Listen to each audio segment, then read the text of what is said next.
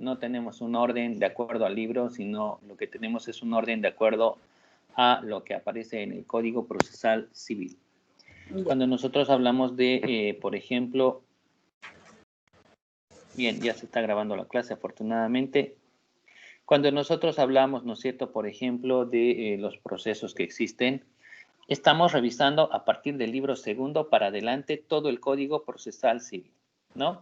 Y si van revisando, pues el primer proceso, bueno, los primeros procesos que aparecen es pues la conciliación, los procesos preliminares, hablando de conciliación previa, que es el que estamos desarrollando ahora.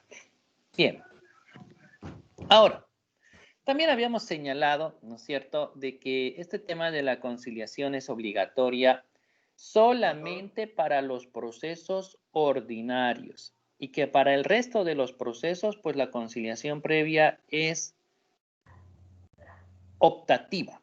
Optativa quiere decir que si yo quiero, pues promuevo, y si no quiero, pues no promuevo. ¿Ok? Bien. Hay algunos casos, ¿no es cierto?, donde la conciliación previa, aunque hablemos de un proceso ordinario, pues no es obligatoria. Y creo que ya habíamos leído ese artículo en la anterior clase con Vanesita Sanga, ¿o estoy mal?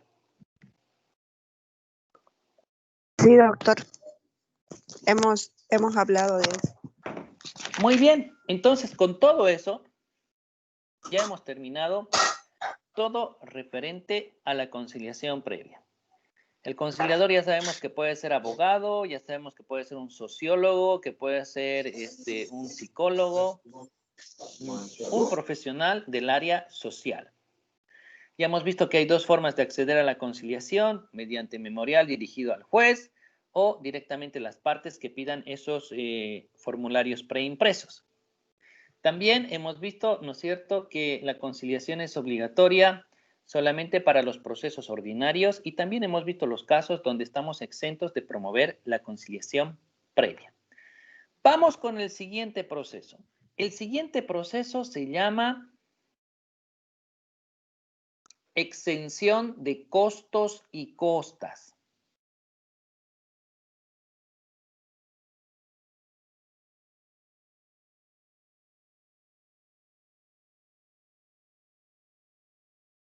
Oh, ¿qué sabrá pasar? Pues ahora ya puedo compartir pantalla, ya puedo grabar, ya puedo hacer todo. Es una... Espérenme un segundo, lo voy a... Por favor, Dice, ¿lo doctor. puede repetir, por favor? Lo voy a escribir, pues, para que no lo esté repitiendo. Espérenme un segundo, voy a traer mi bolígrafo. Cualquier cosa. Exención de costos y costas, dijo.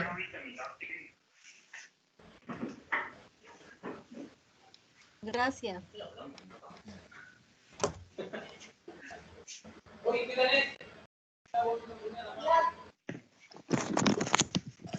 Ahora sí. Miren mi pantalla. Ah, ¿qué era? Ah, sí, compartir pantalla.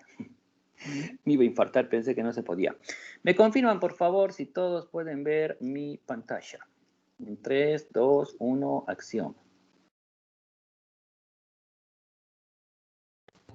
Positivo. Ya. Positivo 07, ok. Vamos a abrir aquí la pizarra. Positivo. Y ahora voy a escribir. ¿Qué estamos haciendo? ¿De qué estamos hablando? Obviamente que voy a escribir abreviado porque es muy complicado, no es tan sencillo como ustedes creen.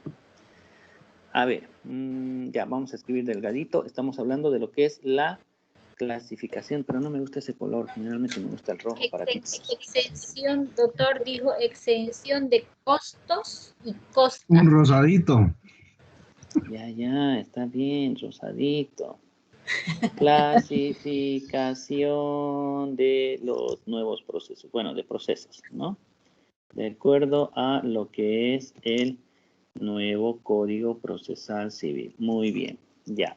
El primer proceso que aparece, hemos dicho, número 1, punto y guión, son los procesos preliminares. Ahí estamos, en procesos preliminares. Dentro de los procesos preliminares hemos dicho que hay.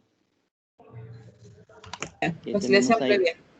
Conciliación previa, muy bien. Ya no vamos a escribir previa, la vamos a dejar en P. Ahora, ¿qué proceso estamos viendo? Ahora estamos viendo la exención de costos y costas. ¿Cómo se escribe exención? Con X nomás, no tiene más complejidad. Así, exención de costos y costas, ¿no? Costos y costas. ¿En qué consiste la exención? La exención de costos y costas consiste en un proceso para todas aquellas personas de escasos recursos puedan conseguir un abogado que les patrocine de forma gratuita.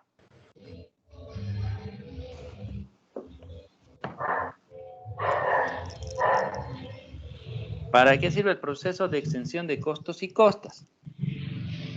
Para que todas aquellas personas de escasos recursos puedan contar con la patrocinación de un abogado de forma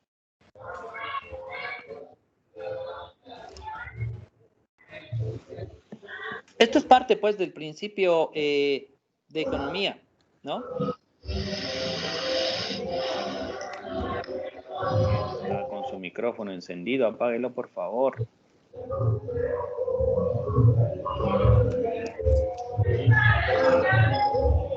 Esto es lo más chistoso, pues. ¿Quién? A ver, identifíquenlo, por favor, para que nos callemos. A Carmen Rosa.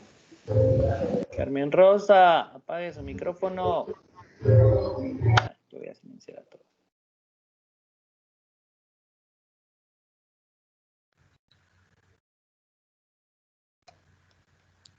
Lo malo es que cuando yo silencio también me silencia a mí, ¿no?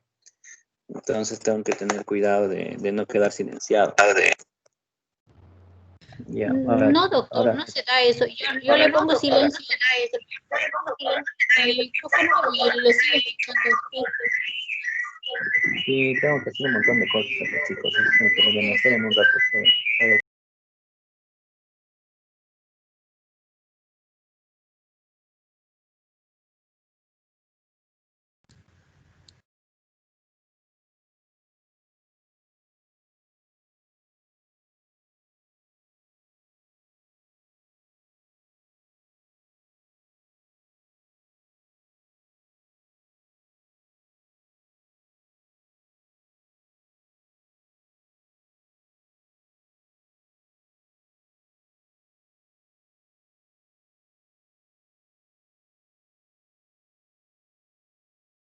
Ya les decía, me complica bastante que ustedes estén descuidados en sus micrófonos. Me complica bastante porque, uno, me cortan el avance. Dos, tengo que salir yo aquí a buscar, ¿no es cierto?, hacer de policía quién es el que está con su micrófono abierto y tengo que silenciar a todos. Y como estoy yo con 2 ingresos, pues me silencia el que estoy utilizando también y el otro no me silencia. Entonces, si me voy a cambiar de micrófono, ya también el otro me está acoplando.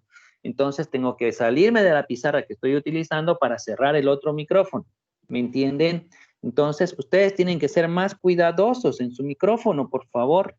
Si todos están con micrófono silenciado, habilítenlo para participar, hacer alguna pregunta, comentario, y de ahí lo cierran. Es que además de que lo dejan abierto, denota que están en otra, ¿no? No están atendiendo la clase, porque cuando decimos Carmen Rosa, cierre su micrófono, Carmen Rosa está en otro lado, ¿no? Pero está la bulla molestando e interrumpiendo a todos, perjudicando a todos. Y complicando a mí peor, porque me complica, ¿ya? Entonces, recomendación, estén atentos a sus micrófonos. ¿Ok? Ok, doctor. Dale ese. No se enoje. Muchas gracias. Es que yo trato de dar lo mejor de mí, pero no es que me patea la tecnología, sino que tengo que cerrar aquí, tengo que abrir allá. Y yo quiero mostrarles con pizarrita. Es por usar la pizarra también. Ya, no debería usar la pizarra. Bien, les decía, este proceso de exención de costos y costas es un proceso que es para las personas de escasos recursos. para que mediante este proceso, pues a esa persona de escasos recursos se le ponga un abogado de forma gratuita, ¿no? Entonces, como no tiene dinero para costearse los servicios de un abogado, pues precisamente ahí es donde va a materializarse el principio, ¿no es cierto?, de gratuidad que tiene rango constitucional. Y fíjense, yo les apuesto que Juan Pueblo no tiene ni la menor idea de que puede hacer este proceso pequeño, sin abogado, presentando aunque sea una carta o memorial hecho por sí mismo, solicitando pues que le den un abogado gratuito. ¿De dónde va a salir este abogado gratuito? De acuerdo a lo que establece, ¿no es cierto?, la nueva ley del ejercicio de la abogacía, todos aquellos abogados que estén en su primer año de registro e inscripción en el registro público de abogados, pues son ellos los que van a ser designados, ¿no?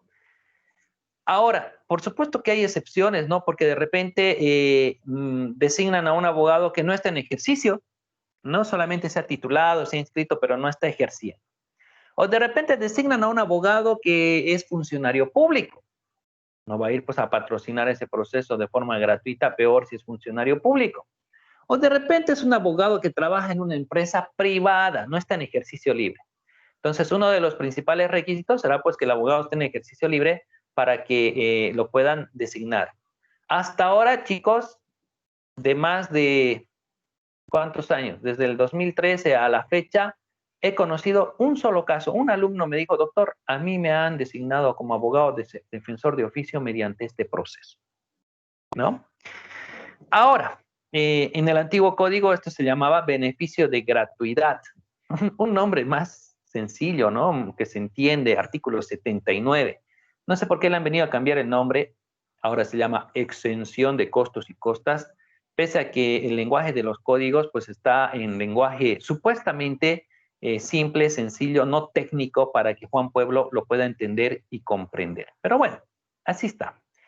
Ahora, otro puntito muy interesante que sale acá es que esto de la exención de, no, en realidad el concepto de costos y costas. Antes, pues solamente se conocía todo con la palabra costas. En cambio, hoy hay una bifurcación de esa palabra porque costas es una cosa y costos es otra cosa. Sí, similares, ¿no es cierto? Pero tienen ahora un significado distinto. ¿Quién nos puede colaborar, por favor, con la lectura del artículo 224? Adelante.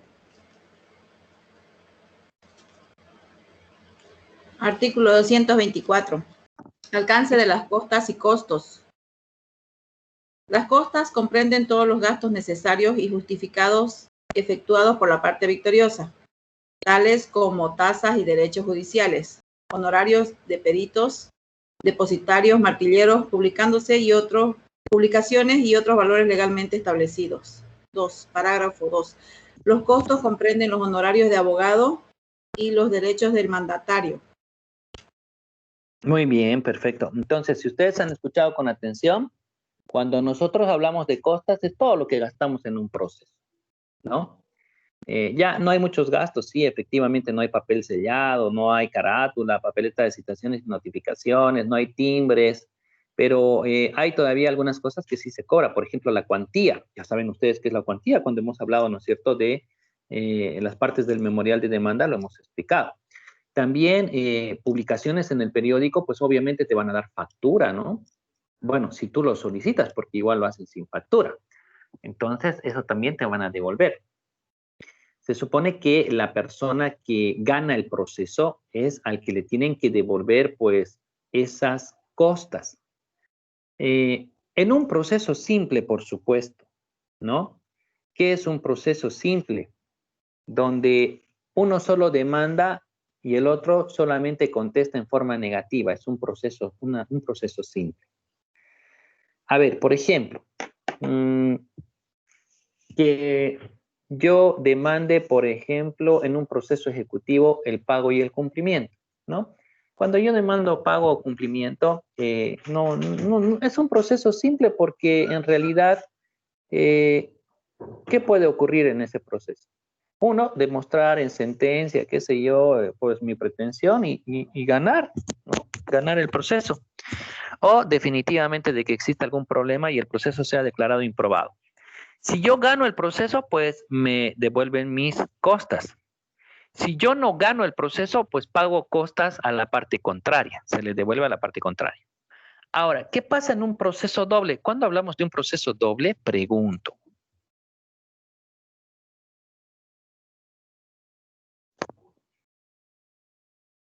¿Ideas? Cuando hablamos de un proceso doble, ¿alguien tiene alguna idea? ¿Doble o de doble pretensión, doctor? A Ya ver. lo pasó. Cuando usted solicita más de una pretensión, en este caso, pago o reivindicación de algún derecho, más costos y costas, más, qué sé yo, alguna otra cosa más, que sean más de 2 o 3 pretensiones. Bueno, en realidad usted está haciendo referencia a pretensiones múltiples o plurales, que efectivamente lo hemos avanzado, pero no estamos hablando de un proceso doble. ¿Qué será un proceso doble? ¿Alguien más que tenga alguna idea por ahí? ¿Sí? Entre dos Puede personas. ser. Alto ahí, vamos por orden. Creo que escuché la voz del señor Ellen primero. Gracias, gracias. Para mí el sentido doble es cuando la controversia genera reconvención de la demanda por la otra parte. Eso es, ¿no? ¿Para qué vamos a ampliar más, chicos? Lo siento. El señor Ellen terminó con la discusión. Un proceso doble es cuando hay una demanda y la parte contraria, al momento de contestar esa demanda, formula otra demanda. A eso se llama reconvención, ¿no? Ha reconvenido. Entonces, ambos son sujetos activos, ambos son sujetos pasivos, y a eso se conoce como un proceso doble. En los procesos dobles, no importa quién gane o quién pierda, cada uno se paga y se cubre sus propios costos y costas. ¿Por qué? Porque es un proceso doble. Muy bien. ¿Qué pasa? Generalmente, hasta por estrategia, lo hacen algunos colegas, reconvienen por reconvenir, ¿no? O sea, lo hacen por el simple y llano camino de que sea proceso doble y de que no pagues las costas. Eso ocurría, por ejemplo, antes en los procesos de divorcio. Digamos que el esposo era el infiel y la esposa planteaba el proceso de divorcio y para neutralizar las costas, el abogado agarraba y reconvenía por lo que sea, por malos tratos, aunque sea, y aunque no exista prueba y aunque no sea verdad, como el proceso era doble, pues las costas quedaban neutralizadas. ¿Correcto? Muy bien. Ya sabemos qué son las costas. ¿Cuáles son los costos? De acuerdo a lo que ha dado lectura su compañera, el artículo 224, reitero, son, dice, los honorarios del abogado y los derechos del mandatario. Honorarios del abogado, no creo que haya duda. ¿Cuáles serán los derechos del mandatario?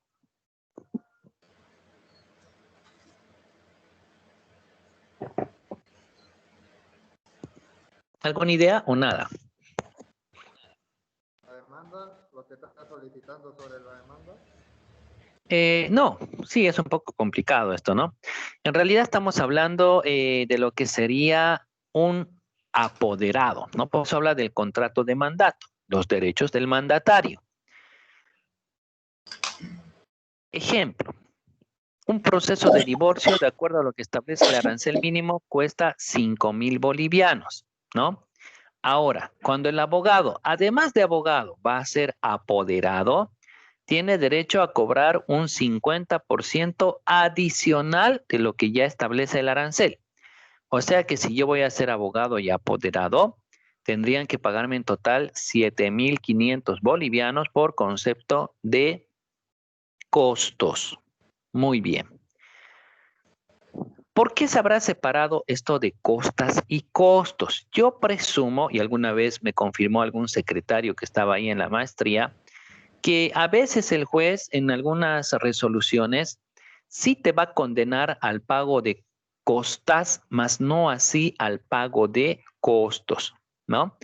¿A quiénes no van a condenar a ello? Bueno, pues a aquellos que son pobres, los que han entrado ya al proceso bajo ese beneficio de gratuidad o ese nuevo proceso que se llama, ¿no? Exención de costas y costos. Muy bien. Con eso terminamos el segundo proceso. Ya tenemos conciliación previa, Ya tenemos exención de costas y costos. Y ahora vamos por el tercer proceso, que sería las diligencias preparatorias. Oh, no está pintando bien mi bolígrafo. No, había sido apretar más fuerte. Ya. Ahí dice, por si no se entiende, las diligencias preparatorias.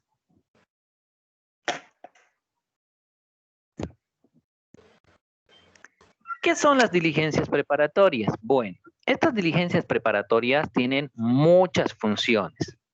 Desde ya, ¿no es cierto?, son procesos preliminares. El género es procesos preliminares. Una de las especies será las diligencias preparatorias. Estas diligencias preparatorias tienen por objetivo, a veces, el terminar de perfeccionar la legitimación de una de las partes. A veces tiene por objetivo el conservar, proteger ciertas pruebas que pueden desaparecer después, ¿no? Entonces, en realidad, su función es el allanar el camino del futuro proceso de fondo.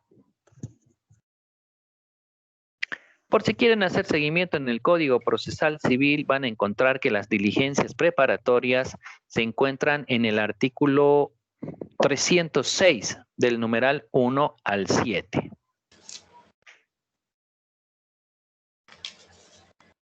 Vamos a empezar a desarrollar todas y cada una de ellas. La primera, la declaración jurada. ¿Quién nos dice qué es una declaración jurada como diligencia preparatoria? ¿Alguna idea? No estoy diciendo que contesten en forma correcta, sino lo que quiero es participación nada más. Doctor, tengo entendido que la declaración jurada se la realiza donde un notario, donde certifica que la veracidad de la declaración de una persona. Tengo entendido también que ese documento es totalmente legal para cualquier acción judicial. Perfecto. ¿Alguien más que quiera decir algo sobre la declaración jurada? Es una declaración verbal ante notario, donde se especifica los bienes que uno tiene y se deben de ser considerados como ciertos. Ya, muy bien. No siento que algunas veces cuando estás siendo posesionado, ya sea entrando o saliendo a un cargo público, pues vas a la Contraloría igual a hacer una declaración jurada de los bienes que tienes. Bueno, les comento que no es esa declaración jurada. Esas que han señalado están bien, son declaraciones juradas, pero no es la que está aquí. La que está aquí es como una diligencia preparatoria como parte de un proceso preliminar, ¿correcto? Entonces, ¿de qué estamos hablando? Estamos hablando de la siguiente. Esta declaración jurada sirve para extraer datos personales de el futuro demandado. ¿Qué quiere decir eso? Eso quiere decir que posiblemente,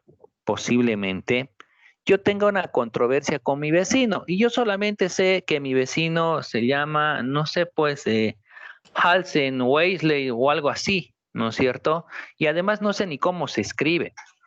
Pero tengo la necesidad de demandarlo porque él ha empezado una construcción y ha dañado mi barda perimetral y cuando he ido a hablar con él, pues me ha mandado por un tubo, ¿no? Entonces, ¿qué tengo que hacer? Tengo que ir vía judicial. Y para ir por vía judicial yo necesito tener pues todas sus generales de ley de forma correcta para que el proceso no tenga pues ningún vicio de nulidad. Entonces, ¿qué se permite? Se permite que antes de demandar el proceso de fondo principal, yo lo haga convocar a él con esos pequeños datos que tengo. Sé que se llama Halsey, ¿no? Entonces, va a ir ante el juez, se lo va a citar solo con ese nombre, yo ya sé dónde vives, mi vecino, no se olviden, y portando su cédula de identidad, tendrá que apersonarse al juzgado para dar la declaración de sus datos personales, ¿ok? Solo sus datos personales. No puede hacer ninguna otra declaración adicional, porque si él realiza una declaración sobre el proceso, ya eso es sancionado con nulidad. Entonces, es cosa como decir más o menos que vaya donde el juez y diga, a ver, ya muy bien, páseme su cédula de identidad, por favor, secretario, tome nota, aquí está el nombre del señor. Escribir bien el nombre. No solamente el nombre, pues hay que sacarle el estado civil, hay que sacarle la profesión, la dirección, aunque ya la tenemos, y todo lo que está ahí en el carnet, número de carnet, pues también, ¿ok? De eso se trata una declaración jurada como diligencia preparatoria. El código es muy casuístico, ¿no? Bastante casuístico.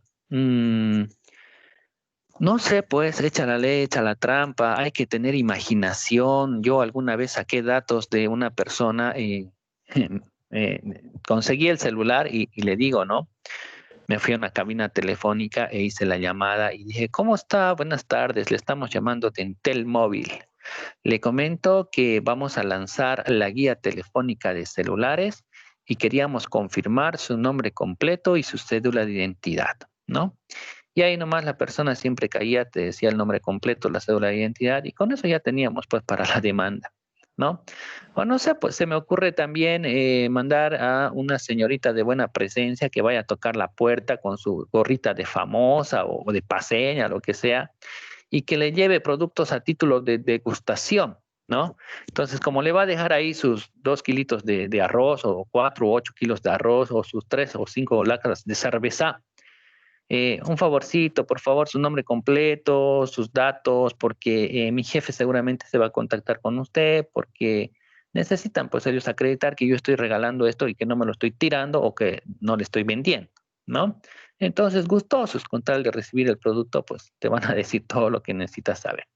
Aunque generalmente, pues no, vas donde un vecino o vas al de la tienda, hablas con tu amigo del Ceresi o del CEGIP y él ya te saca toda la información completa de la persona que tú estás buscando. Hay modos y hay modos, por eso que no es tan común esta declaración jurada como proceso preliminar, o al menos ustedes hasta ahora nunca la han escuchado. Casi no se hace. Bien, vamos con la segunda. El reconocimiento de firmas y rúbricas.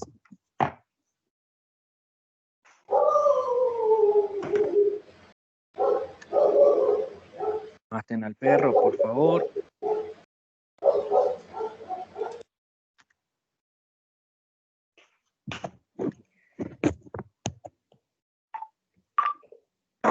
Ya. A ver. Quiero dejar de transmitir. Ya está. Ya los veo a todos. Pregunta. Un contrato sin reconocimiento de firmas y rúbricas, ¿será válido? ¿No será válido? ¿Qué dices? No es válido. No es válido. Válido. A ver, vamos a hacer un pequeño ejercicio. O con huella digital. A ver. Digamos que yo me voy a prestar dinero de mi amiga. ¿Dónde está mi amiga? No la veo a mi amiga. En ningún lado la veo a mi amiga.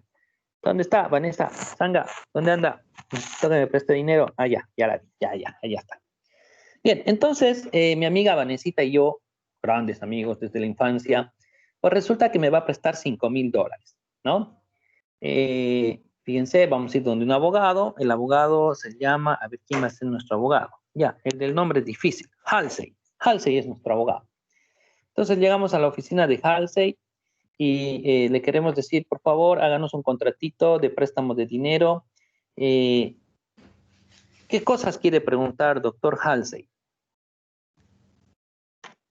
Generales de ley de los dos. Muy bien, le vamos a pasar la cédula de identidad. Aquí está la mía, ahí está de Vanesita. ¿Qué más, doctor? El plazo del Muy préstamo. bien, sentido común, ¿no es cierto? Ustedes son los abogados, los que van a hacer el contrato. Por ende, sí, por favor, quiero saber el plazo.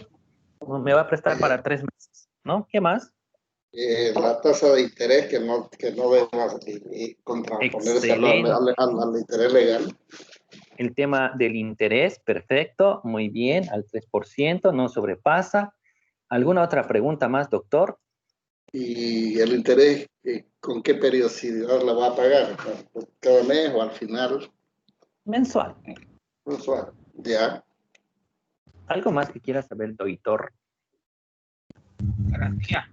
La forma en la que le va a entregar el dinero y la garantía.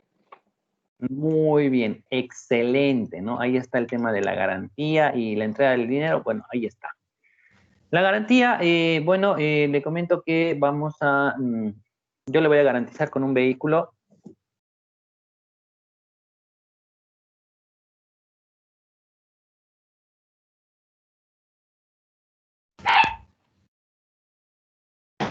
Si el vehículo está a nombre del... Eso, ¿no es cierto? deudor. Generalmente los vehículos no están a nombre de las personas porque lo tienen con poder del anterior y el anterior dueño y el anterior. Entonces es todo un problema, ¿correcto? No tiene anotación preventiva. Sí, ya me di cuenta, bien. Entonces, no es necesario pues una anotación preventiva. Estamos hablando de que se está dando en garantía un vehículo, pero lamentablemente el vehículo no está a nombre del deudor. Eso hay que poner en conocimiento de la clienta, ¿no? Entonces el doctor Halsey le dirá, mire, señorita Vanessa, le comento que el vehículo no está a su nombre, no sé si aún así usted quiere prestarle el dinero. Y entonces Vanesita dice, en base a la confianza y la buena fe, no, yo lo conozco a él hace tiempo, así que no hay problema. Garantía general, ¿no? ¿Cuál es la garantía general? Con todos los bienes habidos Los y por bienes haber. habidos y por haber. Eso, ¿no? El artículo 1335 del Código Civil. Perfecto, ¿no? Firmamos el documento, firmo yo, firma ella, y hay que ir donde el notario. ¿Qué dice el doctor Halsey? Y puede ser, como es un privado, queda a discreción de las partes si quieren hacer reconocimiento o no. Ya. Porque ya está sacando fotocopia de sus documentos de identidad de ambos. Muy bien, pero, a ver, yo soy tacaño, Vanessa sabe, y yo le pregunto a usted, doctor, oiga, doctor, disculpe, y si no vamos donde el notario, ¿vale o no vale este documento? Porque el notario nos va a cobrar 60 pesos y ahora te cobran 80 porque dice que te dan una legalización, que lo que te buscan del Ceresi, medio carito nomás está eso, no quiero pagar. ¿Hay algún problema si no vamos donde el notario? ¿Acaso no vale nada ese documento? Vale. Vale, ¿no es cierto? ¿Por qué? Porque es Sí. un contrato escrito y no tiene un requisito de forma, ¿no? Bueno, es un préstamo de dinero, ¿no es cierto? Un tema pecuniario y basta con que esté escrito, sea que esté en documento privado o en documento público. Muy bien. Pero, ¿será que si yo no le pago, ella puede demandar directamente? No puede, tiene que pedir primero que el juez instruya el reconocimiento de firmas. ¿Qué dicen los demás? Y si tuviese 2 testigos y solamente haya estado con firma de abogados, documento privado. No, los testigos no sirven para acreditar la existencia de deudas de dinero. Tendría que haber un reconocimiento de deuda. El documento es suficiente por sí mismo. No necesito hacer un reconocimiento de deuda porque ya hicimos el documento de préstamo de dinero. Ahora, si yo presto dinero verbalmente, claro, ahí sí necesito un documento que me firme un reconocimiento de deuda, pero en este caso no, porque ya lo hicimos al momento de prestar el dinero. Ahora. ¿Al juzgado? ¿No puede demandar directamente? Por eso, directamente. Sí. Con el documento, con la documentación. ¿Sin reconocimiento de firmas y rúbricas? No. A ver, alguien lea, por favor, el artículo 380 en su parágrafo 4.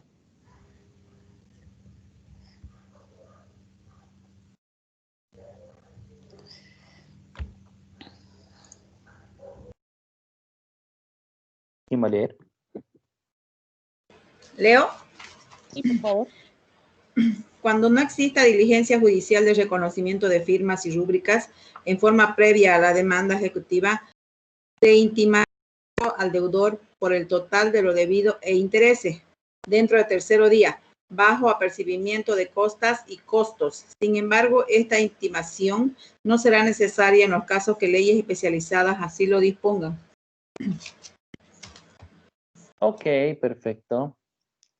Entonces, como verán, un documento sin reconocimiento de firmas y rúbricas es válido para ir por vía judicial. ¿Qué les parece? Directamente.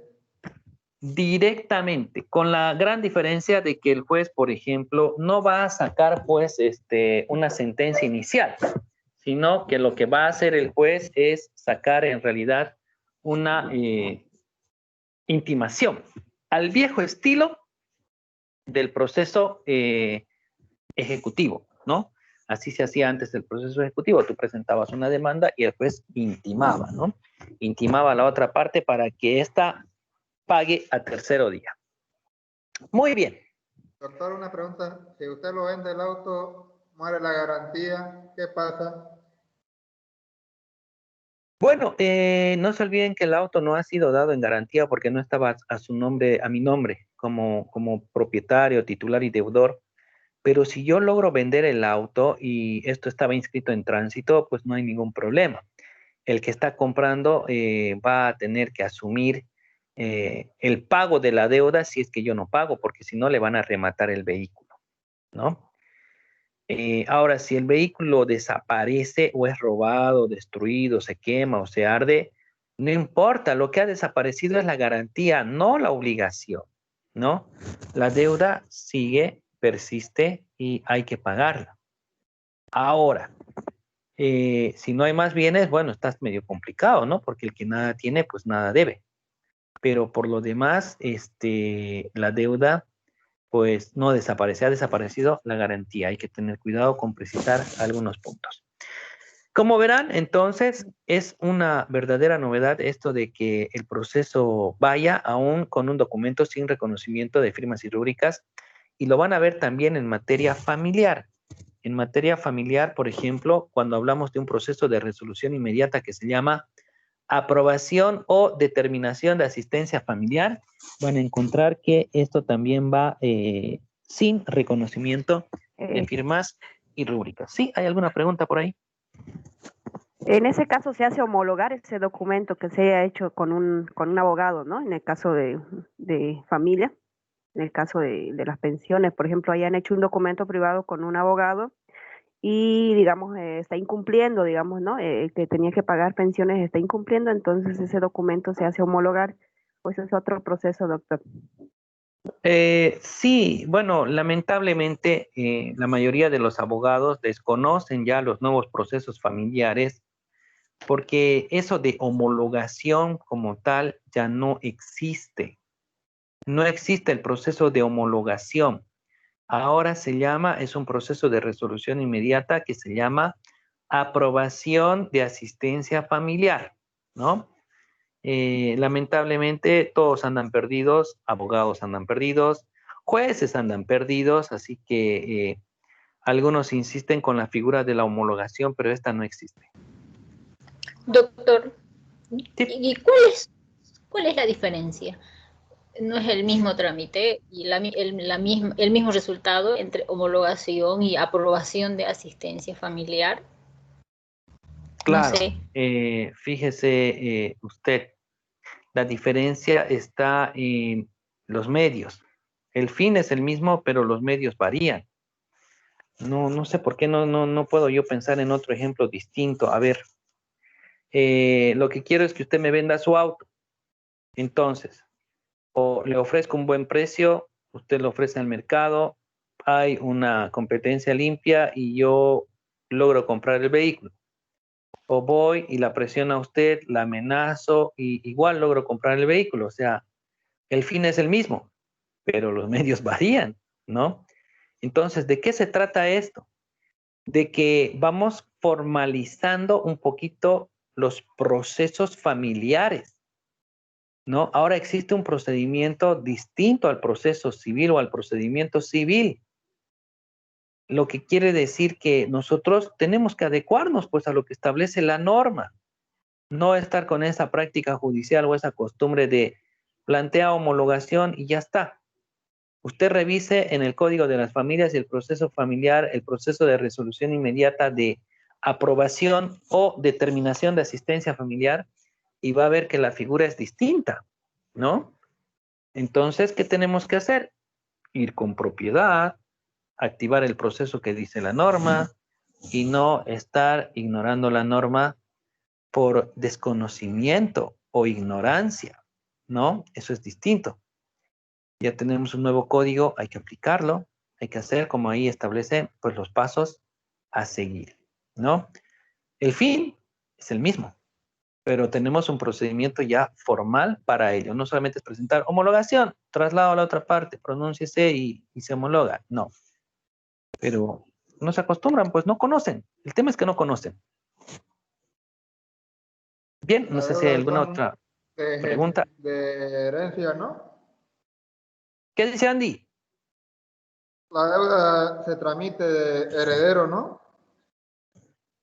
Bueno, eso es otra cosa, ¿no? Tenemos los procesos de declaratorias de herederos y aceptación de herencia, que también unos son de competencia del notario y otros son de competencia del juez. Bien, entonces, seguimos con nuestro casito, ¿no? Ya nos ha dicho el doctor Halsey que aunque no vayamos donde el notario, pues ese documento vale.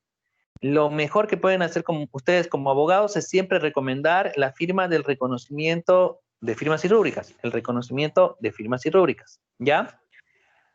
¿Por qué es importante? Para evitar cualquier problema en el futuro. Si bien ya se puede demandar, sí, es en vía ejecutiva, pero en otros procesos no dice nada la norma, ¿no es cierto? No es que vale más, bueno, en realidad es que vale más y el otro es que vale menos. Tenemos una tasación de la prueba, es decir, se ha establecido formas de valorar la prueba y un documento privado con reconocimiento de firmas y rúbricas, pues tiene una tasación legal y plena, ¿no? Es eficaz por sí mismo, es autónomo, no necesita de otros hechos corroborativos para demostrar que lo que está ahí es cierto. Es decir, la ley le dice al juez, documento privado con reconocimiento de firmas y rúbricas, vos juez me calificas 10 sobre 10, sin peros. Ahora, que si yo voy a estar con mi documento privado sin reconocimiento de firmas y rúbricas, ahí la ley no le dice ya al juez cómo tiene que calificar. La ley le dice al juez, es una tasación ya no legal, sino en base a la sana crítica. Es decir, el juez va a valorar de acuerdo a su vasta experiencia que tiene como autoridad jurisdiccional. Él verá pues cuánto lo hace valer, mientras que en el otro ya tienes una valoración asegurada. Por eso es recomendable el reconocimiento de firmas y rúbricas. Bueno, de todas formas, si no lo hemos realizado, sí, le escucho, Vanesita. Va a disculpar. Entonces el proceso se llama reconocimiento de firmas y rúbricas, en este caso del documento que supuestamente hicimos entre usted y yo, ¿no? Que firmamos. Entonces lo que hay que pedirle al juez es el reconocimiento de firmas y rúbricas. Claro, lo que tendríamos que hacer es presentar una demanda. Yo lo titularía así, ¿no? Pero es cuestión de estilo de cada uno de nosotros. Yo lo plantearía así, ¿no? En la suma o síntesis colocaría, plantea proceso preliminar de diligencia preparatoria de reconocimiento de firmas y rúbricas. Pero igual pueden poner directamente plantea reconocimiento de firmas y rúbricas, no hay problema. Entonces, hay dos formas de hacer el reconocimiento de firmas y rúbricas. La una que es voluntaria, cuando van juntos de la mano, donde el notario de fe pública, y la otra que es vía judicial. Vía judicial es pues a la fuerza, ¿no? Vanessa me va a demandar y yo tengo 3 opciones una vez que sea citado. Opción número 1.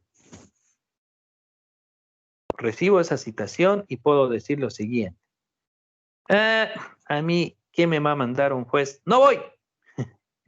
Si yo hago desobediencia como sanción, el juez la da por reconocida, ¿no? La otra opción es ir y que yo mire y diga, no es mi firma.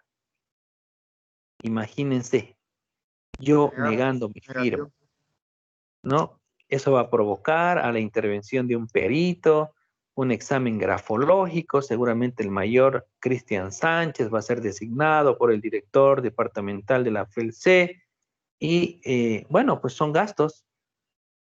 Hay que pagarle a él, hay que pagarle al abogado, hay que pagarle por el proceso, todo un problema.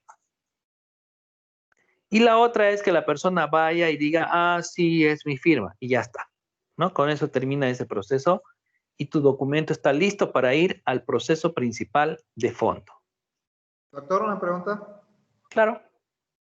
Si usted dice que no es su firma, pero al firmar el documento le falló en algo y no coincide con su firma original.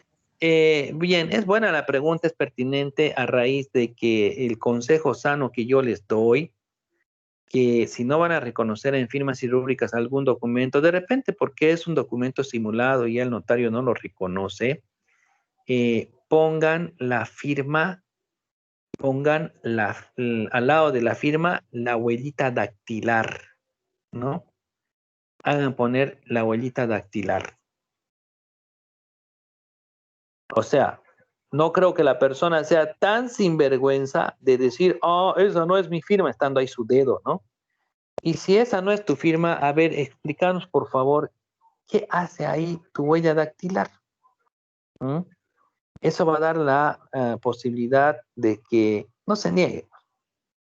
Ahora, si como Andy dice, le he pelado en mi firma, o maliciosamente yo mismo he hecho una firma diferente, bueno, el perito, el grafólogo, se supone que tiene los mecanismos necesarios para determinar si esa firma ha salido de tu mano. Bueno, se supone, les digo, ¿no? Hay ciertos apoyos en las curvaturas que tú realizas utilizando un bolígrafo que se adecúan precisamente por el ángulo que tú estás acostumbrado a tomar el bolígrafo y el tamaño de tus huesos. O sea que por más que tú la trates de modificar, van a salir ciertos rasgos que van a dar certeza de que tú has hecho esa firma. Aunque mal firmada, pero tú la has hecho. Doctor, lo que se hace a veces también es, como se pide una fotocopia de la cédula de identidad, pues se hace un cotejo, digamos, de la firma que está en el documento y con la firma del carnet de identidad. Y obviamente también para... ¿Quién hace eso, perdón? Cuando se firma así algún documento, ¿no? Para justamente evitar que después se estén negando que es su firma. Ya, bueno, lo que pasa es que en el carnet también pueden falsificar pues el carnet y todo eso.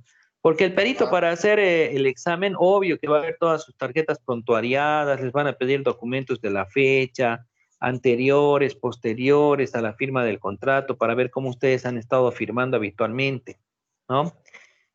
Ahora, si cuando hacen el reconocimiento de firmas rúbricas ante el notario, pues fíjense, ahí el notario ya está enlazado con el CEGIP y el CEDESI, así que inmediatamente saca de ahí la fotografía en vivo y en directo, ve la firma y todo lo demás, ¿no? Por eso se llama ya certificación de firmas y no ya un reconocimiento de firmas y rúbricas. Sí. Una pregunta. Adelante. Estoy escuchando muchos documentos privados y reconocimiento de firmas y rúbricas. El documento público es otra cosa, ¿no? Ya cuando se protocolice se hace un testimonio, ¿no? Sí, efectivamente, esa es una buena pregunta. A ver, vamos a ver si podemos compartir pantalla. Lo vamos a graficar así rapidito. Y es la pregunta que siempre cae en ustedes, ¿no? Yo les digo, un documento privado con reconocimiento de firmas y rúbricas ante notario de fe pública, ¿sigue siendo privado? ¿Qué dice? No, ya es público. Sí. No, sigue siendo privado. Ahí está, ¿no? Tenemos otras connotaciones distintas, ¿no? Por ejemplo, la nueva ley del notariado considera al notario autor, ¿no es cierto? Considera al notario autor del documento tanto público como privado. Pero nosotros nos manejamos con el Código Civil, ¿no? Tenemos aquí, por ejemplo, vamos a graficar. Tenemos aquí al documento privado. El documento privado es firmado solamente por las partes, es decir, A y B. Firma el abogado, ¿qué dice?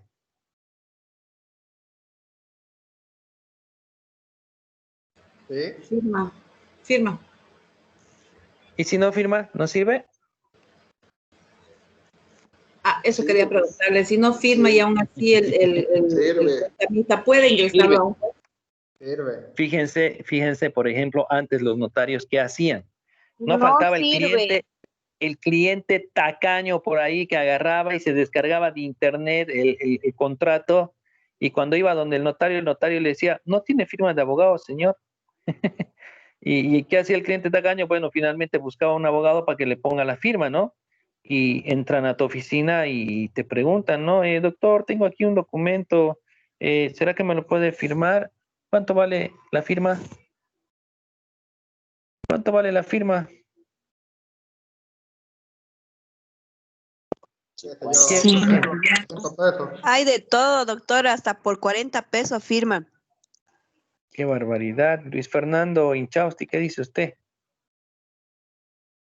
No, doctor, era para hacer una consulta y no sé si es pertinente el tema de ese documento de préstamo de dinero.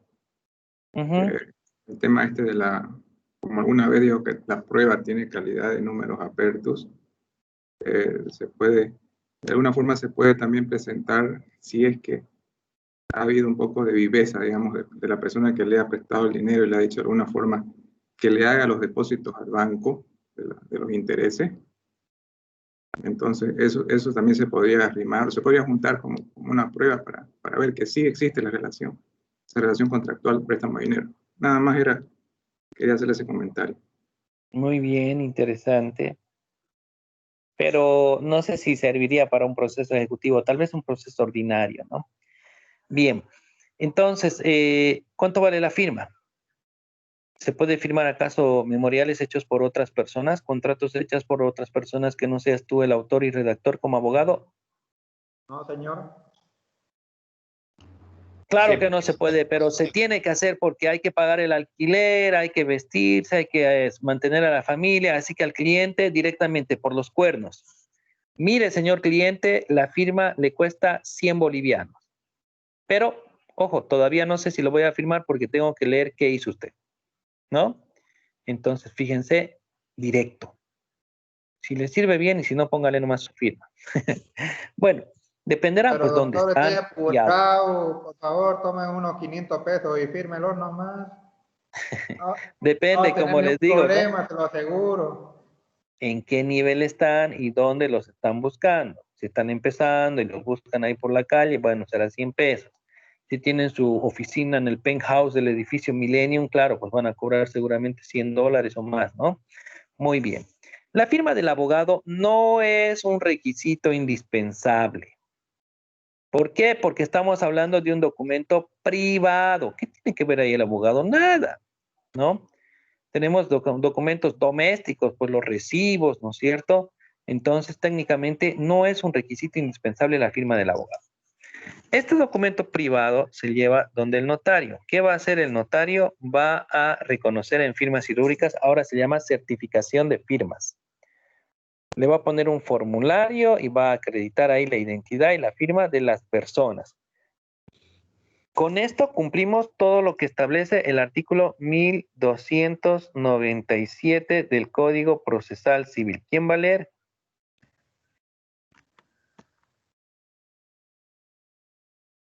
¿1200 cuánto? ¿Qué número, doctor? 97. 1297 Código Civil.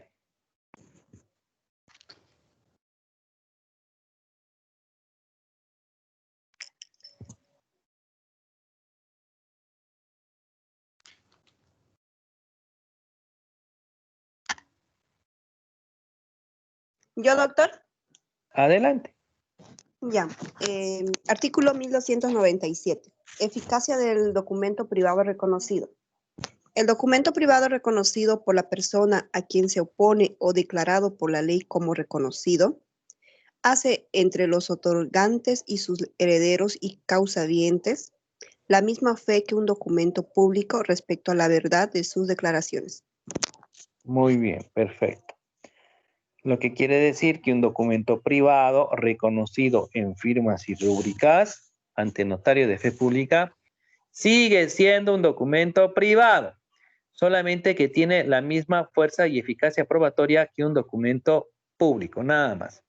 ¿Cómo es el documento público? Aquí está. Este documento se llama minuta. Aquí sí o sí necesitamos la firma de A, la firma de B y la firma del abogado. ¿Qué es la minuta? La minuta es un proyecto, es un borrador. ¿De qué? De escritura pública. Estamos hablando del documento público.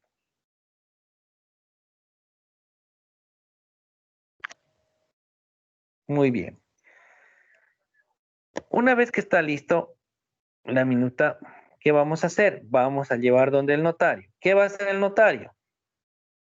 Lo que ustedes siempre tratan de hacer en su examen virtual. Copiar. Copiar. A esto se llama protocolización.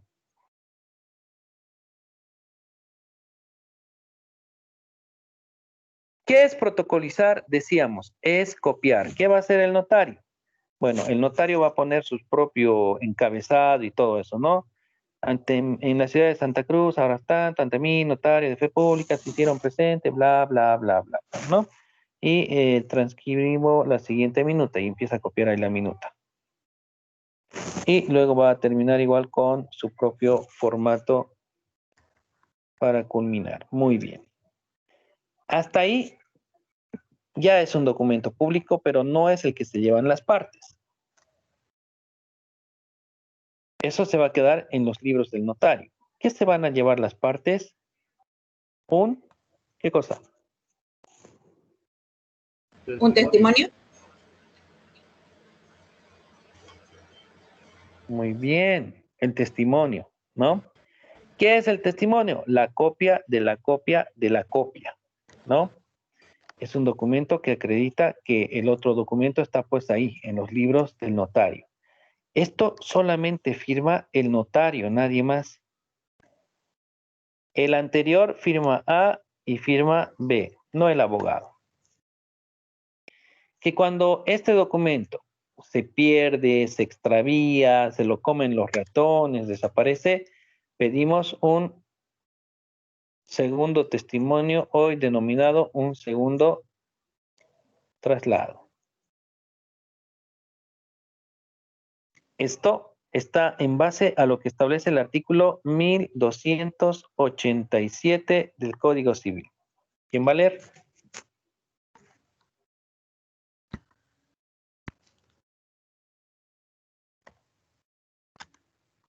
¿Quién va a leer?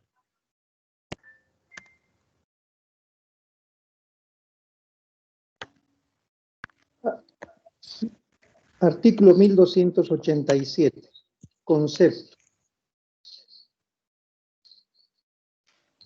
Documento público o auténtico es el extendido por las solemnidades legales por un funcionario autorizado para darle fe pública. Muy bien, perfecto. Cuando el documento se otorga ante un notario público, y se inscribe en un protocolo se llama escritura pública. Bien, muy bien. No se olviden que el formato de minuta tiene que ser en todos los actos jurídicos donde la ley te lo exige.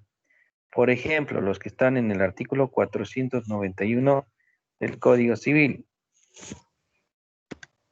Préstamo de dinero con garantía hipotecaria, o sea, la hipoteca voluntaria. 2, la donación, excepto la donación manual. 3, la antícresis. 4, la subrogación consentida por el deudor. Y 5, otros actos establecidos en la ley. Entonces, conclusión. Los contratos pueden ser verbales o pueden ser escritos. Cuando la ley te dice escrito, eso es un requisito de forma. Y tenemos dos formatos. Tenemos el formato del documento privado y el formato del documento público. El 491 te dice sí o sí documento público, ¿no? Mientras que el 492 te dice como tú quieras, no hay problema. Si tú quieres, hacerlo en documento público, si tú quieres, hacerlo en documento privado. Y el 493 va en el mismo sentido. Todos del Código Civil. ¿Ok?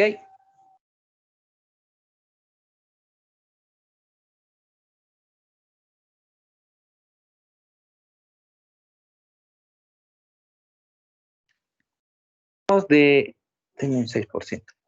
Hablamos, les decía, de lo que es el reconocimiento de firmas y rúbricas. Entonces, como consejo, siempre traten de motivar a las partes a la firma del documento de forma inmediata, donde el notario, al reconocimiento de firmas y rúbricas. De lo contrario, si no lo van a hacer, hagan colocar la huellita dactilar de ambas partes en el documento. Bien, siguiente. Pero que están apurados los dos. No, aquí no hay apurados. Para hacer los negocios jurídicos no tienen que apurarse. Si no tienen tiempo, pues mejor no se hace, porque por apurarte vas a perder mucho dinero.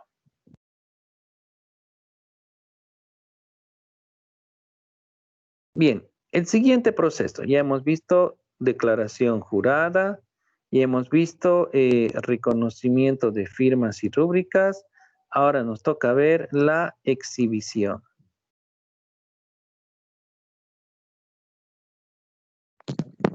Doctor, una pregunta, disculpe, antes que siga. Adelante. Un documento privado de alquiler de un inmueble, no es necesario la firma o que lo elabore un abogado, ¿cierto? Pero en algunas notarías exigen que lleve la firma de un abogado, por más que ellos no lo hayan elaborado, o es viveza de algún personal de ahí de la notaría. Bueno, lamentablemente es pues parte de desconocimiento que tienen ellos de lo que establece la norma, ¿no? Es un contrato verbal, ¿no? No está en el 491, 492, ni 493, ni en ningún otro lado.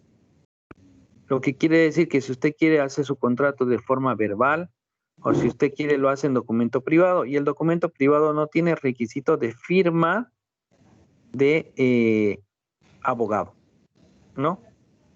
Ya, o sea, se puede discutir porque ellos dicen, no, de acuerdo a la ley del notariado, sí debe llevar firma de un abogado, pero en ese ratito no lo agarran porque no ha leído la ley del notarial o del notariado, entonces ahí como que difícil pues, la ley del notariado no dice absolutamente nada, ¿no?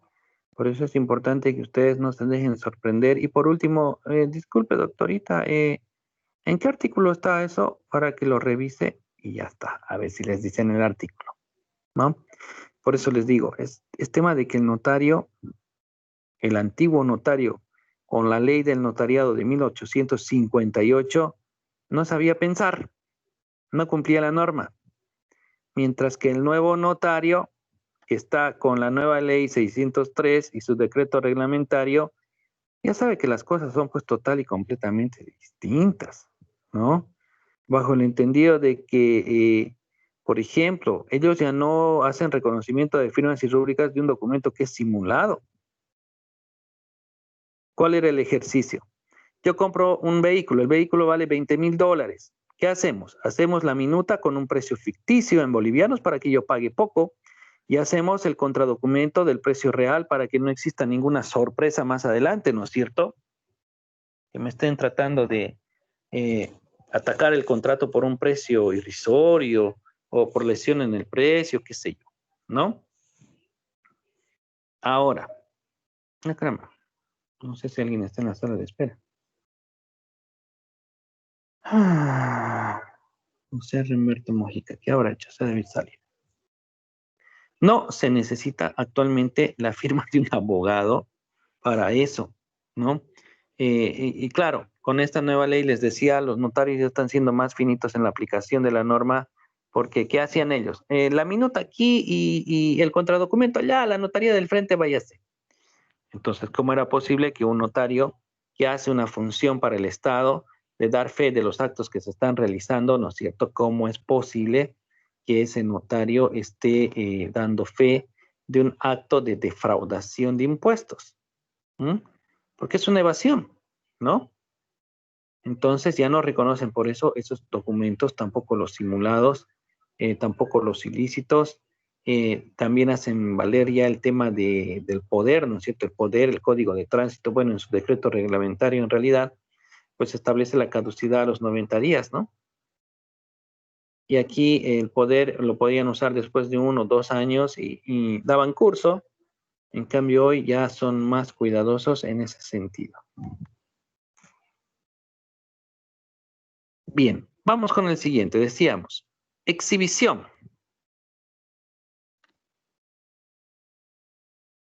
La exhibición puede ser de bienes.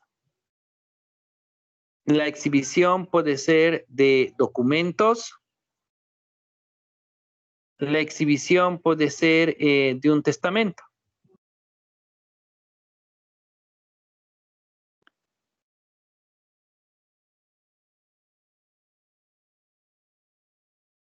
¿Cuándo podríamos pedir un tema de exhibición? Bueno, habrá que fabricar el caso, ¿no?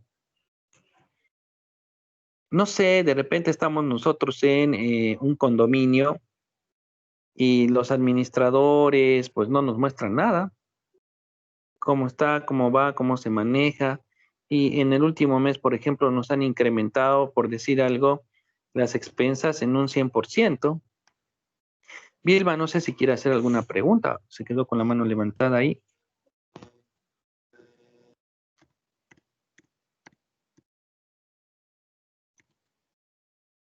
Vilma. Doctor, no, disculpas. Doctor, usted dijo que la exhibición podría ser de bienes. El segundo, ¿qué dijo, doctor? Va a disculpar. No pude anotar. No se preocupe. Puede ser de bienes, puede ser de títulos, puede ser de testamento. Gracias, doctor. Muy bien. Bien, les decía entonces. Digamos que papá y mamá se casan y bueno, he nacido yo. Luego mamá se muere y papá se vuelve a casar, ¿no es cierto? Tiene 4 hijos más, vive 25 años más y se muere también. Bueno, ahora la idea está en que como yo soy el hijo del primer matrimonio, pues no me están dejando ver, ¿no es cierto?, qué cosas ha dejado mi papá. Y como no me están dejando ver, pues existe ahí el problema de que qué va a pasar con esos bienes que yo no sé que existen. No se olviden que seguramente no he vivido con mi papá los últimos 10 o 15 años y no sé pues qué bienes ha dejado mi papá. Ahí podría yo promover una exhibición de bienes.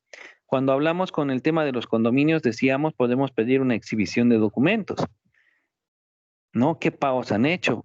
¿Dónde están los descargos? Aunque quién sabe es más conveniente una rendición de cuentas, ¿no?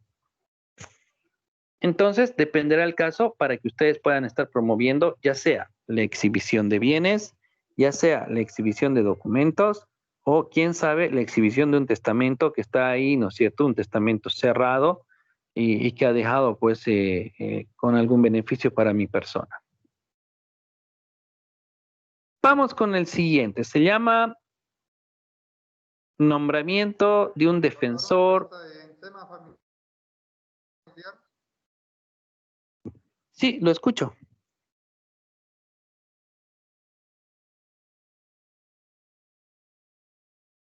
La pregunta, lo escucho, adelante. La pregunta es, ¿y en el tema familiar, doctor? ¿Qué pasa con las diligencias preparatorias? No, exhibiciones. Ah, ya.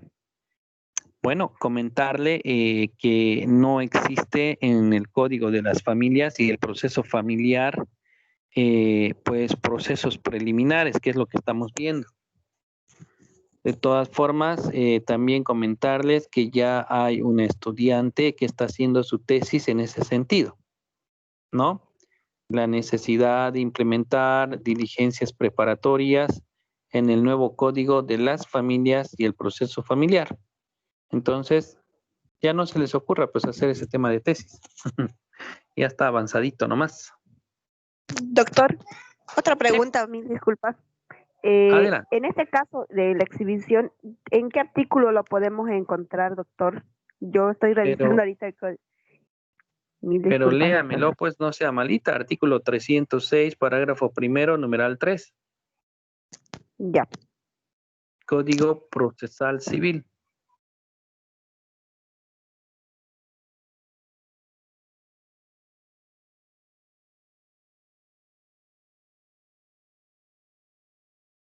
Sí, ¿lo tiene? Sí, doctor, 306 me dijo, ¿no? Sí, parágrafo primero. Numeral. Parágrafo primero, numeral 3. Ah, ya, 3. ya lo encontré, doctor. Léalo, pues léalo, a ver qué dice. Ya, doctor. Bueno, numeral 3, la exhibición de, inciso A, bien mueble que será objeto de la pretensión. Inciso B, los testamentos a petición de quien se creyere heredero, legatario u otro tercero que justifique un interés legítimo. Inciso C, los títulos u otros documentos que en el caso de la evicción justifiquen derecho de propiedad del bien vendido. Inciso D, el título que en caso de saneamiento justifique la posesión actual de la persona que tenga que ser demandada de reivindicación u otra acción real. Inciso E, los documentos de la sociedad o comunidad por el socio o comunero o por quien los tuviere en su poder para que el interesado pueda fundar la acción correspondiente o asumir defensa en juicios promovidos por terceros. Muy bien. Como verán, el código explica de sobremanera, ¿no es cierto?, todos y cada uno de los casos hipotéticos donde procedería pues el tema de la inhibición, ¿correcto? ¿Dudas, preguntas, interrogantes con la exhibición? Yo le hice una pregunta. Pregunte. ¿Qué pasará si digamos, yo estoy casada con mi esposo? Pasa de que él en otra señora tuvo una hija, supongamos, pero esa señora tiene su esposo. El niño está, digamos, registrado con el apellido del papá y de ella, digamos, ¿no? Y mi Pero esposo cuando usted dice del papá, ¿es con el nombre de su esposo que es el papá o con el esposo de la señora? Digamos que mi esposo sea el padre biológico y él se metió con la señora que tenía el marido, digamos, ¿no? Y el niño ya salió, obviamente, como está con otro registro, con el otro apellido. Pero ¿qué pasa si mi esposo hace un documento privado con reconocimiento y dice el hijo de tal señora con tal señor es mi hijo y yo le dejo tanto de herencia? O sea, podría ser, digamos, en documento. ¿Es válido? Bien. Pero eso lo Bueno, puede hacer, doctor, como un legado, pues, ¿no? claro, muy bien. Como dice Halsey, en vez de estar haciendo esa complicación, porque lo van a poner en aprietos pues al chico y quién sabe a la mamá y a esa familia y todo eso, ¿no ve? Lo más conveniente sería colocar nomás al chico con su nombre normal, con el nombre del esposo de la mujer y dejarle a título de legado, ¿no? Ahora, si va a ser un reconocimiento de filiación, generalmente tiene efectos jurídicos cuando el niño no tiene pues ya un apellido paterno asentado. En este caso ya tiene un apellido paterno. ¿Qué quiere decir eso? Que habría que hacer pues un proceso doble posterior. Si el niño quiere, porque el muerto ya está muerto. Si él quiere, va a hacer un proceso de negación en realidad va a ser un proceso de impugnación de filiación y va a ser un proceso de reconocimiento de paternidad al verdadero padre biológico. Pero ojo, una vez que ya quede así, no es que va a poder luego recuperar el apellido del otro papá para heredarlo también, ¿no? Mucho cuidado con eso. Tiene que ser un cambio de nombre. Sí, no es un cambio de nombre, ¿no? Es un tema de filiación, hablando Pero de ya los no se podría apellidos. hacer en este caso si, digamos, supongamos que ya mi esposo falleció, digamos, ¿no? Y Ah, solamente está el documento de que él le deja el 20%, que es lo legal, digamos, ¿no? Ah, estaría bien, pues sirve. Hágalo perder si no le conviene. No sé quién está en sala de espera. Esperen un segundo, lo vamos a... No quiere abrir la sala de espera. Doctor, encontré en la Constitución también el artículo 24, lo que usted decía, que no necesita la firma para los documentos, ¿no? No se necesita la firma del abogado. A ver, por favor, léalo, me interesa eso. Artículo 24 de la Constitución Política. Toda persona tiene derecho a la petición de manera individual o colectiva, sea oral o escrita, y la obtención de respuesta formal y pronta. Para el ejercicio de este derecho no se exigirá más requisito que la identificación del peticionario. Ya, Esos pero son es los un derechos derecho, civiles, de los derechos civiles. es un derecho de petición. El compañero lo que ponía ejemplo era una firma de un contrato escrito requiere o no de forma obligatoria la firma de un abogado, porque hay algunos notarios que sí. No, entonces no es un tema de petición, es un tema de un contrato. Bueno. Bien, de todas formas, más bien les encargo que me busquen en la Constitución. Yo me acuerdo que lo leí una vez, no estoy muy seguro. Una frase que va más o menos así, que todo aquello que no está prohibido en esta Constitución, pues está permitido. Me gustaría, por favor, si pueden encontrar eso en la Constitución, pues se los voy a agradecer mucho.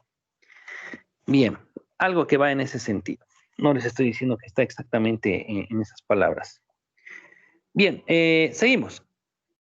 El nombramiento del defensor ad litem. Por favor, Vanesita, siga con la lectura con el siguiente numeral.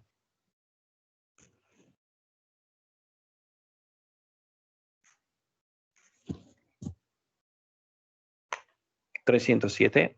No, 306. Ya, doctor. Numeral 4. El nombramiento de un defensor que lo represente en el proceso en los casos de desaparición. Número 5. No, alto ahí, está bien. ¿Qué es lo que pasa acá? Estamos hablando de que hay una persona que está ausente. Hay una persona entonces que no sabemos dónde está, ¿no? Y ya hemos visto en algún momento qué es la desaparición y qué es la ausencia. Cosas que están en la materia de Civil 1, ¿no? También habíamos señalado que hay pequeñas diferencias entre desaparición y ausencia, porque no es lo mismo. Pero bueno, el código a veces de forma indistinta usa la misma denominación. Si es que tenemos algún conocido que está momentáneamente ausente y le van a iniciar un proceso judicial, ¿no es cierto?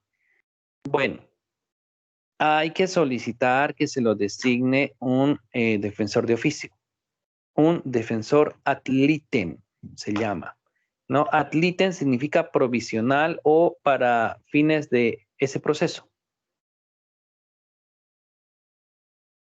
No hay más que desarrollar al respecto, ¿no? Es que no podemos dejar que el ausente, por estar ausente, pues tenga algún perjuicio. Alguien tiene que representarlo, ¿no? Por eso se da el nombramiento del abogado, o mejor, no es de un abogado, el nombramiento del defensor ad litem. El siguiente, que es casi lo mismo, pero tiene que ver con menores de edad o enajenados mentales. Vanesita. Ya, doctor. Numeral 5. La designación de un tutor para el litigio en caso del incapaz que, habiendo sido demandado, careciere de tutor o representante legal. Muy bien. Entonces, como verán, en aquellos casos donde vamos a demandar, quién sabe, a un menor de edad o a un enajenado mental que no tenga, ¿no es cierto?, su tutor o su curador, en ese caso, pues también se va a permitir el nombrar a un representante legal, que también es provisional. Es casi igual que el anterior, solamente que el anterior es para un desaparecido y este es para una persona que no tiene capacidad de obrar y que no ha sido declarado ni nombrado vía judicial. Bien, el siguiente, la producción de prueba anticipada. ¿Lo leo, doctor? Sí, léalo. Ya. Numeral 6. El diligenciamiento de inspección judicial, pericia o testifical anticipados cuando, inciso A, pudiera alterarse o perecer el bien, inciso B, pudieran modificarse las circunstancias necesarias para el juicio, inciso C, se tratare de testigos de edad avanzada o gravemente enfermos o próximos a ausentarse del país. Muy bien. Bueno, ¿qué es lo que pasa? Desde el momento en que nosotros pues iniciamos un proceso judicial hasta el momento en que se va a dar la producción de esa prueba, pues puede pasar mucho tiempo. Estamos hablando posiblemente de, quién sabe, unos 4 a 5 meses. Y por ello, pues se permite, ¿no es cierto?, en casos excepcionales, el realizar la producción de algún medio probatorio porque puede desaparecer. Y ahí pone algunos ejemplos, ¿no? Que un testigo vaya a someterse a una cirugía de corazón abierto, que un testigo de repente se van a ir del país y no van a volver. Entonces, de lo que se trata es de producir de forma anticipada para ya tener pues esa prueba a salvo. ¿Quién sabe? Están pleiteando por el mejor derecho propietario sobre dos bienes inmuebles. Entonces, no sabemos, pues, de repente uno de ellos ha logrado... A ver, ¿cómo era esto? Yo tenía un proceso... ya. Ok. De repente, por ejemplo, fíjense, lamentablemente la clienta ha perdido un proceso de reivindicación, pero no le han devuelto todas las mejoras que ha realizado en el bien. Y el propietario que ha reivindicado el bien puede que lo esté vendiendo, puede que esté demoliendo, puede que esté modificando, lo que quiere decir que hasta que yo llegue a producir una inspección judicial, una prueba pericial, pues ya va a ser demasiado tarde, ¿no? En ese sentido, se permite pues la producción de los medios probatorios de forma anticipada. Y luego ya con calma, pues hago mi proceso y no voy a tener ninguna premura ni ningún perjuicio en caso de que yo no llegue, ¿no es cierto?, a producir de forma rápida y efectiva pues mis medios probatorios. Bien, y la última se llama declaración de motivo. Vamos a poner un ejemplo. ¿Por qué la llamo yo declaración de motivo?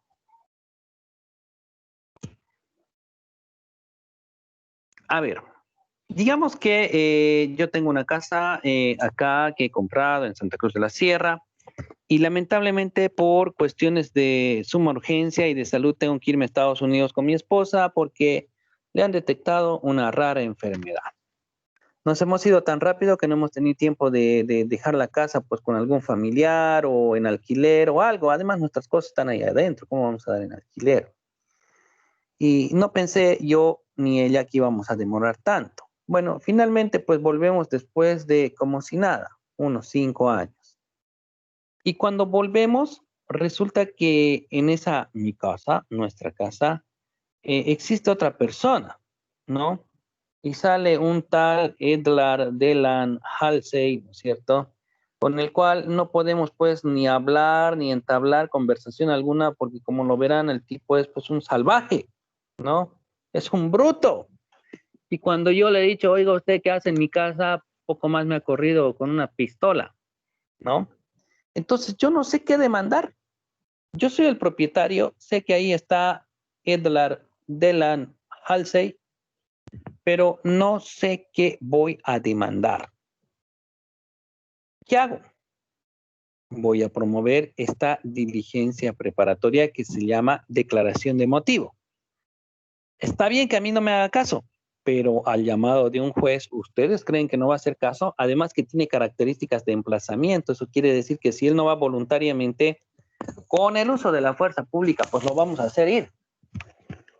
Ahora, una vez que él vaya por allá, donde el juez, pues el juez le va a preguntar y él dirá pues más o menos cosas como que lo siguiente. Mire, señor juez, yo tengo papeles de ese terreno, yo soy tan propietario como este señor que alguna vez ha venido a molestar y muestra, exhibe sus papeles. Muy bien. Si él tiene papeles registrados en derechos reales y yo también tengo papeles registrados en derechos reales, ¿qué voy a demandar?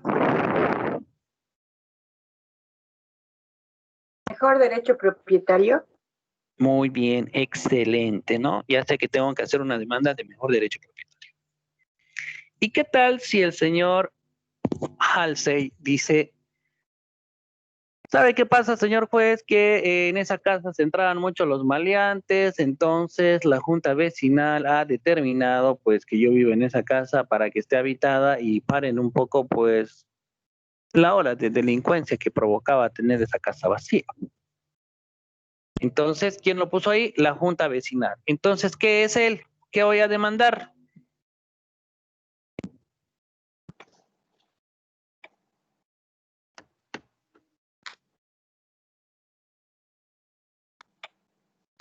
Desalojo. ¿Cómo que desalojo? Que Interdicto de recobrar la posesión. Pero ¿por qué pues un interdicto si yo soy el propietario? Voy a hacer una demanda de reivindicación, pues hay un poseedor, yo soy propietario. ¿Para qué voy a estar haciendo un interdicto? Lo voy a liquidar directo con una demanda de reivindicación. Y bien, también puede que vaya el señor, ¿no es cierto?, Halsey y exhiba ahí un contrato de alquiler, donde él va a decir, yo soy inquilino. ¿Qué me están molestando a mí? Vayan a buscar pues al dueño de casa. Aquí en los papeles sale que el dueño de casa es un tal Andy Robert Schock, ¿no? Entonces, fíjense, eso quiere decir que Halsey ni siquiera tenía la suficiente legitimación en el proceso para ser sujeto pasivo. Falta de legitimación pasiva, ¿no? Pero por lo menos ya sé que hay otra persona a la cual yo tengo que demandar. Por eso le llamo yo a esa diligencia preparatoria la declaración de motivo. Léala, por favor, Vanesita.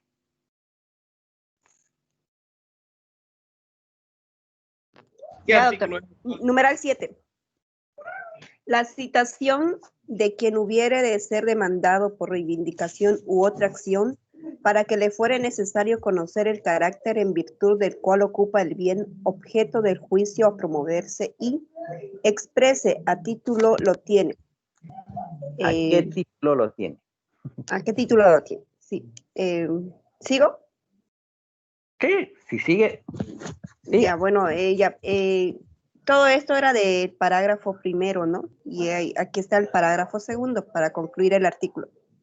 No procederá la exhibición de documentos privados anulados, documentos accesibles en archivos públicos y medios de prueba que debieran ser exhibidos por el tenedor de los mismos. Ok, perfecto. Bien, como verán, con eso hemos concluido todas las diligencias preparatorias.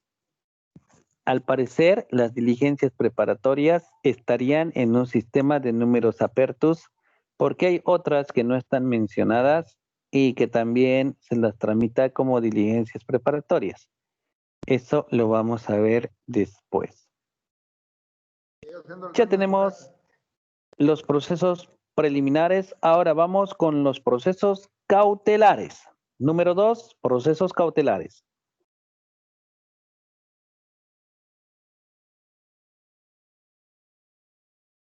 Preguntas sobre el trabajo práctico.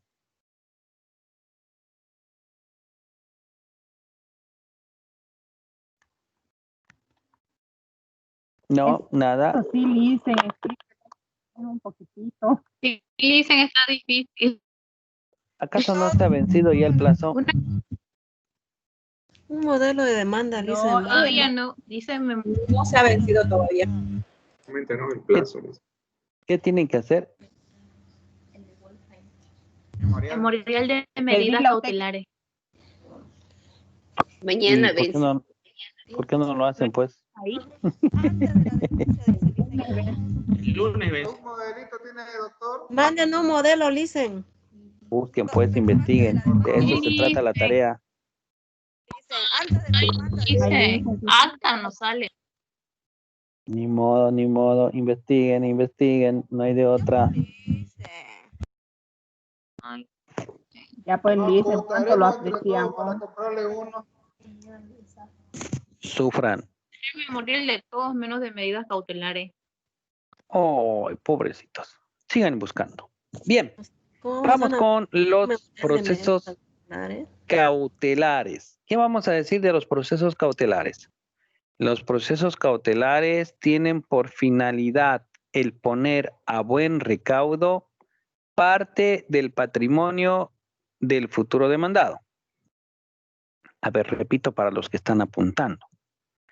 Los procesos cautelares tienen por objetivo el poner a buen recaudo parte del patrimonio del futuro demandado.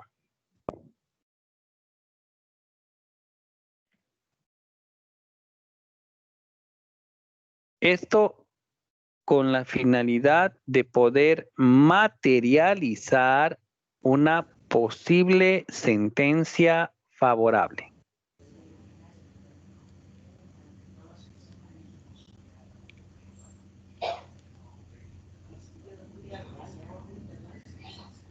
De materializar. Una posible sentencia favorable.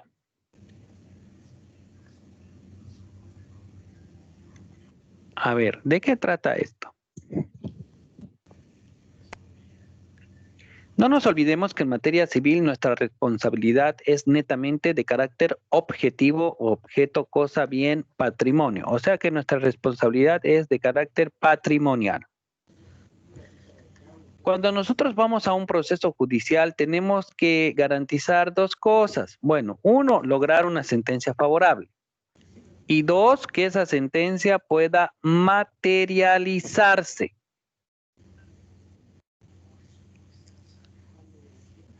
Hay que evitar que esa sentencia sea una sentencia ineficaz. ¿Qué es una sentencia ineficaz? Es aquella que no se puede cumplir. aquella que diga y pague a tercero día la suma de $37,000 y el tipo no tiene dinero, no tiene casa a su nombre, no tiene auto a su nombre, no tiene plata en el banco. Es una sentencia que se constituye en un saludo a la bandera. A eso se llama una sentencia que no se puede materializar. Es una sentencia ineficaz.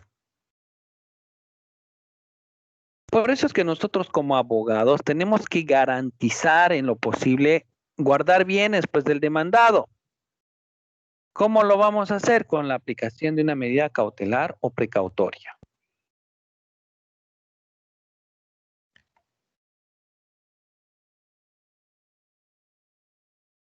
Ahora,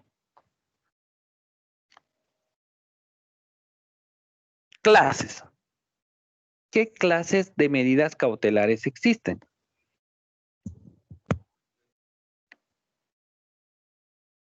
Tenemos por un lado las medidas cautelares genéricas y por otro lado las medidas cautelares pues específicas.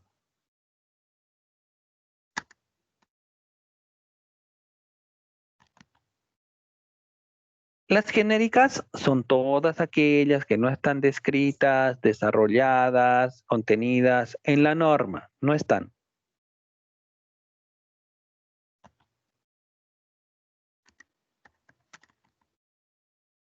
Ejemplo, la retención de fondos.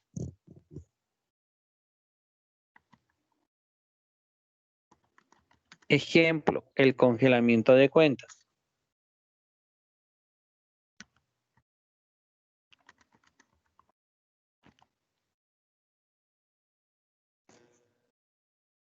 Estos no están en el código, por eso se llaman medidas cautelares genéricas.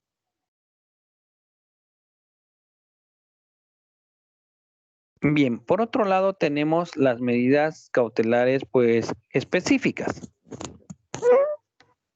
antagónicas, opuestas, antítesis, o sea, son todas aquellas que sí se encuentran descritas, desarrolladas, contempladas en la norma.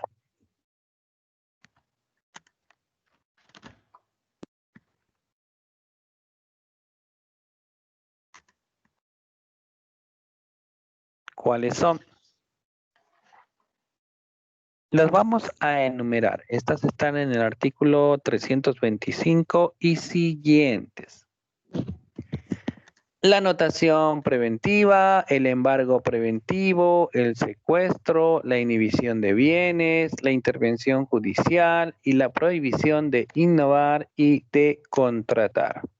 Solamente estamos enumerando, no se preocupen chicos, vamos a desarrollar uno por uno, todas y cada una de ellas.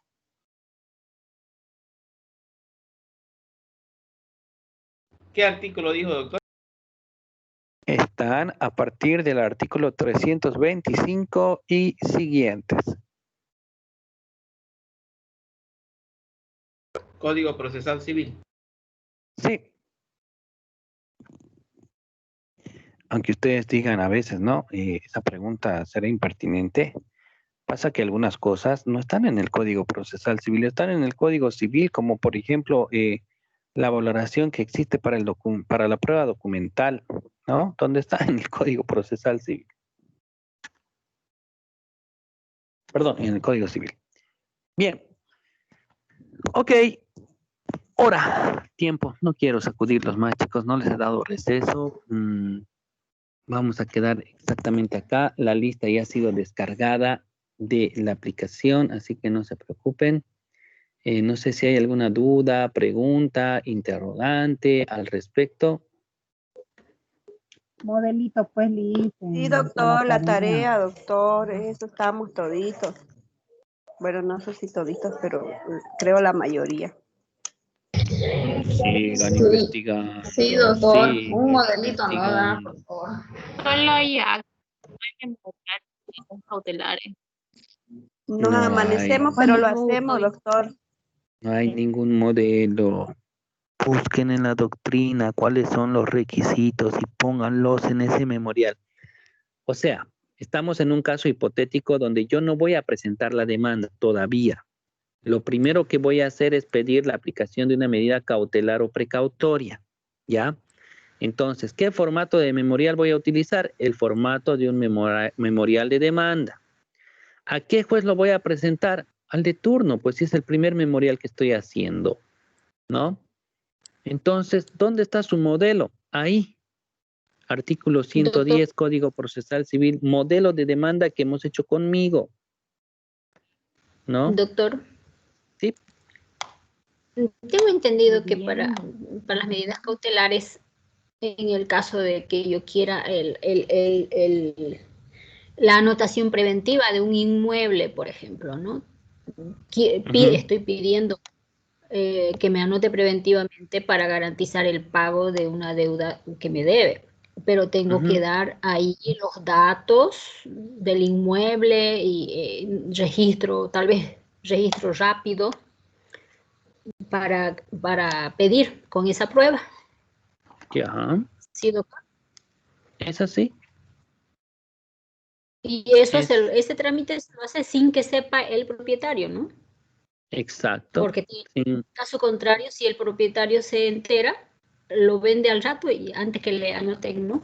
En derechos reales la anotación preventiva. Claro, podría frustrar la medida. Sí, no, doctor. Sí, es un ejemplo nomás, ¿no? Gracias. Oye, perfecto. Ok, ya les hemos dado algunos lineamientos para el trabajo práctico. Un abrazo para todos, que tengan un reparador descanso, que hayan tenido una jornada larga de clases y que mañana tengan clases a las 7:30. Está malo, doctor. Gracias. Buen fin de semana. Diviértanse, chicos. Que lo que no desee se duplique en usted. Ay, qué gracioso. Me mataron. Ahí ya se duplicó pues hace rato. Eso tiene que decir que se cuatruplique para sentir algo de dolor. Bien, es que usted es cuerudo, doctor. Bien. ¿De dónde sabe pues que tengo cuero de vaca? No sé quién anda gritando a lo lejos ahí, nadie le tira pelota. ¿Quién quiere preguntar algo? Cállense todos menos la que grita. Nada. Claro, no hay ningún problema. Bien, un abrazo para todos, chicos, chicas, cuídense mucho, hagan su tarea, si no se van a aplazar. Pasen, buenas noches. Buenas noches. Suéñense con el memorial. Buenas noches. Hasta luego, doctor. Pesadilla no va a dar. No tan difícil, doctor. Va a ser más difícil. Adiós.